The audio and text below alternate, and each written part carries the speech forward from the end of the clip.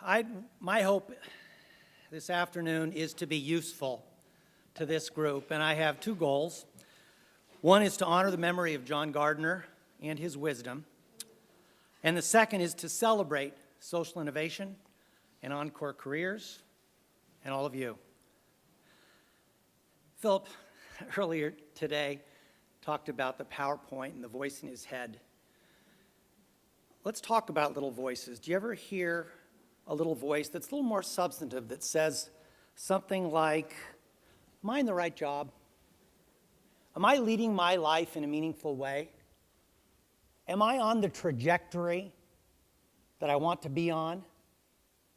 Or am I a prisoner of inertia?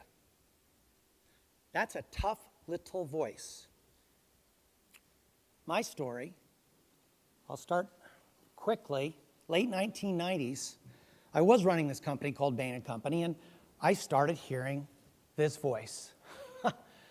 And it wouldn't go away. The voice was getting louder and louder with these fundamental questions about what I was doing with my life and my career. Now, Bain, by that time, was kind of successful. It was in 25 countries, a couple thousand people, doing strategy consulting, growing at 30% a year.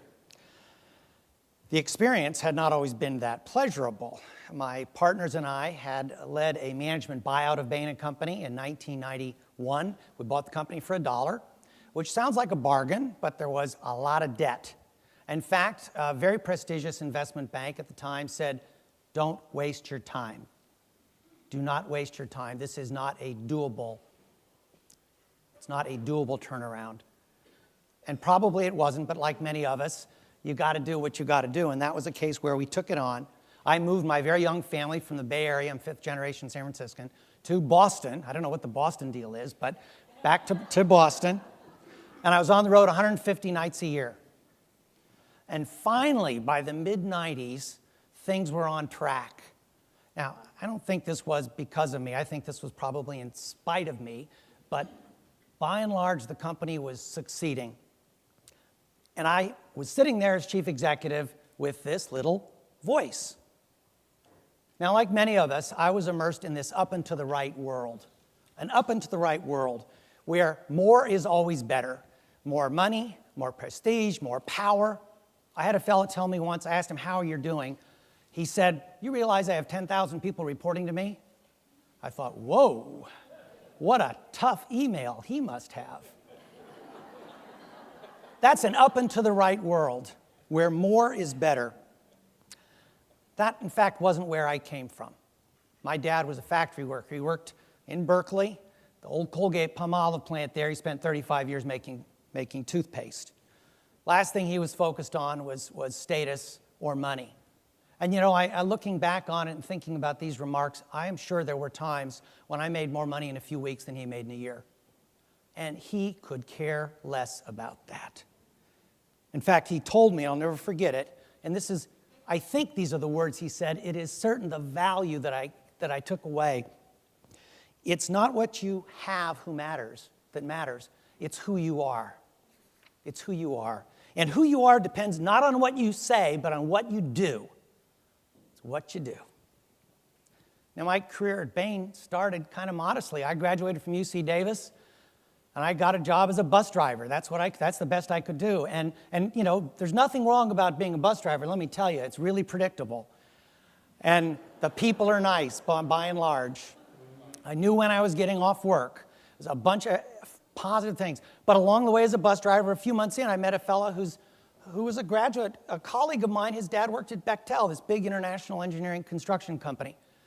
Now, put that in perspective. My radius, if you will, my circumference in my growing up years was we went to Tijuana once, went to Reno once, and we'd done a road trip to Seattle. I'd been on a plane once to LA. That was it. And I got this job interview at Bechtel. I had my little sweater on, and I went in there, and this fellow, this executive, made me an offer, and he said, Mr. Tierney, we'd like you to go to Algeria. And I must have had this look, and he said, you don't actually know where that is, do you? I said, no, sir, I have no idea, but I'm positive it's not in California. When would you like me there? And he said, next Friday. So I said goodbye to my girlfriend. Rather, she said goodbye to me. There was no ambiguity about that. And I got on a plane with one suitcase, having signed a 2-year contract, and went to North Africa. When I was in North Africa, I decided, gosh, what am I going to do next? I'll apply to business school. So I applied to all these fancy business schools. I was not qualified. But Harvard Business School, thinking I was Algerian, accepted me. I was the only Algerian allowed into Harvard Business School that year, and I went to Cambridge and discovered it was far more unusual than Arzu, Algeria ever had been.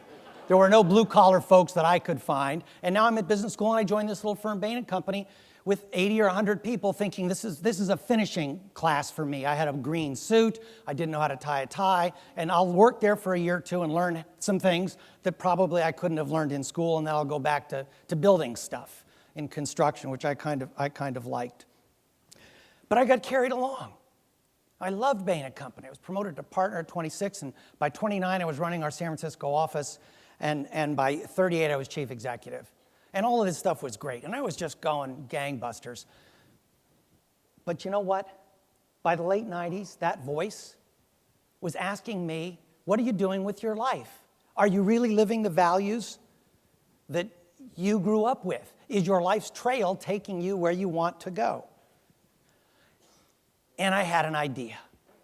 Like many of you in this room, I had an idea. I said, you know what? What if we took this Bain & Company, all these consultants and stuff, and used this platform and created a nonprofit organization dedicated to serving those who serve others? Dedicating to help philanthropists, to nonprofits, organizations, and individuals do better at what they do. And I started thinking about this. And I couldn't stop thinking about it. And on the side, I'm writing a business plan and going to the IRS to get them to approve this kind of weird thing, which they didn't like at first. And I'm recruiting a guy named Jeff Braddock as my co-founder, who was at Harvard Business School, phenomenal guy, used to work with me at Bain & Company in San Francisco. So all this stuff I'm doing, and by 1999, I'm looking at the kind of launch pad, and I'm scared. I am really scared. I'm going to jump off into this unknown. It's one thing to go to Algeria. It's another thing to leave all this behind. All this behind. So by some fortunate sequence of events, I don't know how, someone introduced me to John Gardner, and I find myself in John's office here at Stanford, opening up like I'd known him for 20 years and expressing my dreams and my stress and conflict about leaving this up and to the right kind of thing for this other thing.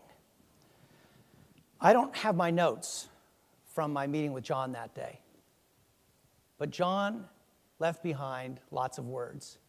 And I'm going to read to you some of his words from The Road to Self-Renewal, which could have been the words he said to me that day. Quote, "Life isn't a mountain that has a summit, nor is it, as some suppose, a riddle that has an answer, nor a game that has a final score.